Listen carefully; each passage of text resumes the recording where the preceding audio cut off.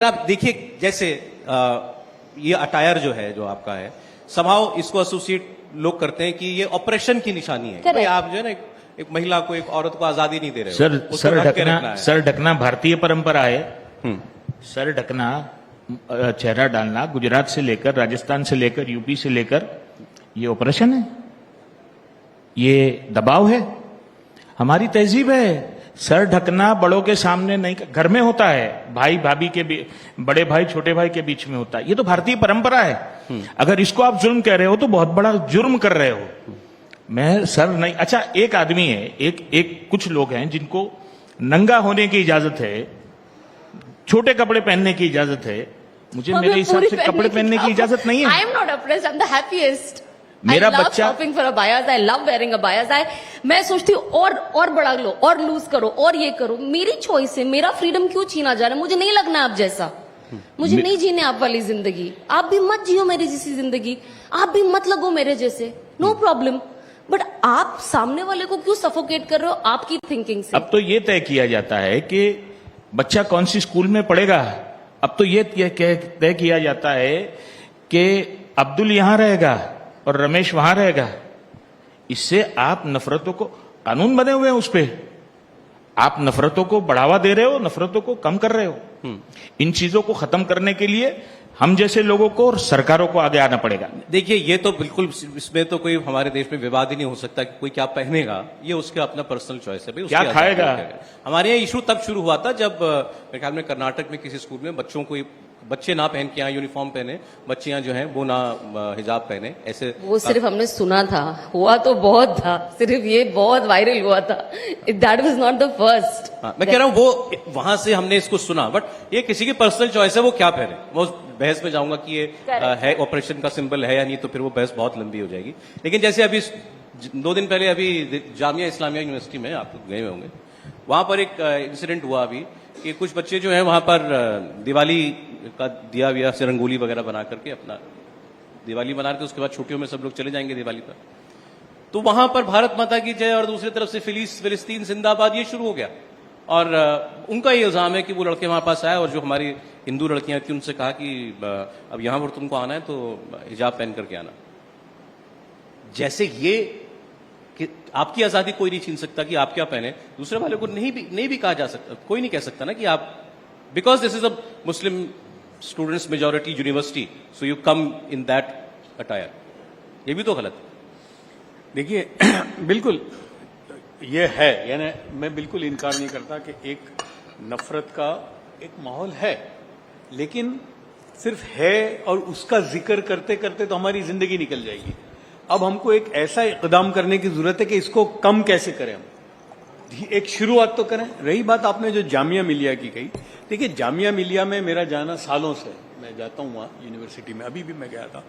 जामिया मिलिया नाम है उसका, जामिया मिलिया इस्लामिया, लेकिन वहां पर 60% नॉन मुस्लिम बच्चे हैं, बल्कि जो प्रोफेशनल उनके जो कोर्सेज हैं उसमें तो मुसलमान बच्चे 30% भी नहीं है। तो अच्छा, जामिया में और अलीगढ़ में मुझे हिजाब वाली लड़कियां दिखी, लेकिन जामिया में तो मुझे ढूंढने पे भी नहीं मिली मुझे। तो जामिया में तो बहुत कॉस्मोपॉलिटन अप्रोच है। अब यहां ये जो आपने हरकत जो बताई 2-3 दिन पहले जो हुई, तो मैं समझता हूं कि उसको बोलते हैं you have to nip it in the bud, यानी उसको अभी ही वहां के एडमिनिस्ट्रेशन को अंदर इन्वॉल्व होकर ये आगे बढ़े नहीं, उसको वहीं खत्म करने की जरूरत है। ये इसी पे जो मैंने बताया ना, फिलिस्तीन जिंदाबाद, अभी ये कुछ महीनों में ये भी एक पॉइंट ऑफ ऑल्टरकेशन बन गया है या इरिटेंट बन गया दूसरी सोसाइटी के लिए कि भाई वहां लड़ाई हो रही है इजराइल और फिलिस्तीन की, हमारे यहां पर जुलूस निकल रहा है उसके लिए, वहां नसरुल्लाह मारे गए, हमारे यहां पर उसके लिए एजिटेशन हो रहा है, ईरान के लिए एजिटेशन हो रहा है। ये भी लोगों को इरिटेट कर रहा है। भाई क्यों आप, मतलब होने तो दुनिया में दूसरे होने में कुछ चीज चल रही है, हमारे यहां पर क्यों उसके लिए रिएक्शन होना चाहिए? आप क्या सोचते हैं? देखिए बिल्कुल, देखिए मेरा वही है कि हमको बहुत संजीदगी से काम करने की जरूरत है। प्रोवोकेशन मैंने कहा ना दोनों तरफ से होते हैं, इसलिए मैं तो बल्कि जुलूस निकालने के जब बात आती थी जब भी, तो मैं हमेशा कहता था अपने मुसलमानों को कि देखो हमने किया ये सब, किसी जमाने में हम भी ये सब लेके चलते थे, लेकिन इससे कुछ हासिल नहीं होता। एजिटेशन से और कॉन्फ्रंटेशन से कभी भी मसला हल नहीं होता। आपको बैठ के बात करनी पड़ेगी। और आपको बात किससे करनी पड़ेगी? जिसके मुकाबले में ही है आप। वही तो रीजन बना था हमारा मोदी साहब से मिलने का, क्योंकि एक जमाने में हम उनके ही खिलाफ लड़ रहे थे, फिर हमने सोचा कि भाई चलो इनसे ही मिलते हैं, यही हमारे चीफ मिनिस्टर हैं। तो मुझे उस वक्त एक बात समझ में आई कि हम एक परसीव्ड नोशन होता है हमारा कि ये हमारा खिलाफ है, ये हमारा मुखालिफ है, ये एक होता है।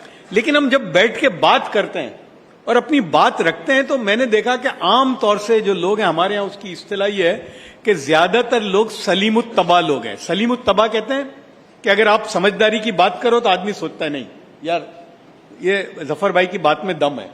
जैसा आपने हिजाब की बात की, मैं कहता हूं कि देखिए संजीदगी से बात करने से कैसा मसला हल होता है। मैं इंग्लैंड से आया 2005 में। जब मैं आया तो बंबई आया मैं, और यहां पर पोदार इंटरनेशनल स्कूल है जहां पर ए लेवल्स होता था। तो मेरे तीनों बच्चे थे, मेरी बच्ची थी जो इंग्लैंड में 9th स्टैंडर्ड में थी, और वो हिजाब पहनती थी और स्कर्ट के नीचे वो पैंट पहनती थी। स्कूल में एडमिशन वगैरह सब कुछ हो गया। बाद में उनके एक प्रिंसिपल ने कहा भाई ठीक है, बट हिजाब is not allowed in the school, और ये कंपलसरी स्कर्ट है। तो मैंने कहा क्यों? तो बोले नहीं, इस पे तो आपको ट्रस्टीज से बात करनी पड़ेगी। तो मैंने कहा ठीक है, बात करेंगे। तो उन्होंने 2-3 दिन के बाद जो ट्रस्टी थे उनके सामने रखा। देखिए मैंने बात कहां से शुरू की। मैंने जो ट्रस्टी थे, बहुत जबरदस्त आदमी है, इतनी सारी स्कूल हैं और वो चलाते। मैंने कहा सर मैं आपसे एक ही बात कहना चाहता हूं, मैं आपके पास अपना हक मनाने नहीं आया हूं कि ये मेरा फंडामेंटल राइट है, नहीं।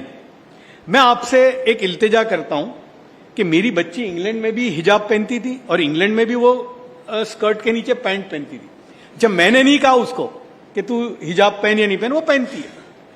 तो मेरा सवाल आपसे सर इतना है कि अगर आप नहीं मानेंगे तो मैं स्कूल छोड़ के चला जाऊंगा, मैं इसको मसला नहीं बनाऊंगा। स्कूल आपकी है, आप चलाते हैं, आप जो करना चाहें, लेकिन मेरी आप बात सुनिए। तो मैंने उनसे ये कहा कि सर आपको, यानी उनका ये कहना था कि ये एक किस्म का एग्जैजरेशन है। भाई इतनी बच्ची को सर क्यों ढांकने की जरूरत है, उसको स्कर्ट के ऊपर नीचे पहनने की क्या जरूरत है? तो it is a form of exaggeration. तो मैंने कहा सर इस एग्जैजरेशन से तो आपको प्रॉब्लम है, लेकिन एक एग्जैजरेशन हुआ है कि जहां लड़कियों के सारे कपड़े उतार दिए और उसको स्किम्पी ड्रेस के अंदर खड़ा कर दिया है, तो उस एग्जैजरेशन से सर आपको प्रॉब्लम नहीं है, इससे क्यों है? इमीडिएटली उन्होंने क्या कहा प्रिंसिपल को, यार सरेशवाला साहब की बात में दम है। मैंने ये नहीं कहा मेरा हक है, मैंने कहा मैं आपसे इल्तिजा करता हूं, अगर आप मानेंगे तो ठीक है, नहीं तो मैं अपनी बच्ची को दूसरी स्कूल में ले जाऊं। उन्होंने फौरन इजाजत दी कि बेटा तुम हिजाब पहन के आ सकती हो, और एक प्रिंसिपल ने यह कहा कि नमाज पढ़ना हो तो मेरे रूम में आके पढ़ लेना। तो 2 मिनट में मसला हल हो गया। यही जो आपने कर्नाटक की बात छेड़ी थी, ये कर्नाटक में जब मसला हुआ, मैंने फोन किया एक बच्ची के बाप को कि देखो यार इसको मसला मत बनाओ, इसको स्कूल के लेवल पे इसको सॉल्व कर दो, वहां बैठकर, नहीं तो होगा क्या, 2 तरफ से लोग खड़े हो जाएंगे और दोनों की दुकान चलेगी। एक भगवे वाले भी आएंगे और इधर वाले भी आएंगे, और होगा क्या, तुम्हारा मसला तो साइड में रह जाएगा और ये 2 की दुकानें चलेंगी। और वही हुआ, वो बच्चियां तो साइड में हो गई और दोनों की दुकान चली। तो मैं समझता हूं कि हमको सिचुएशन को डिफ्यूज करने की जरूरत है जी, ना कि इन्फ्यूज करने की। So we need to do that.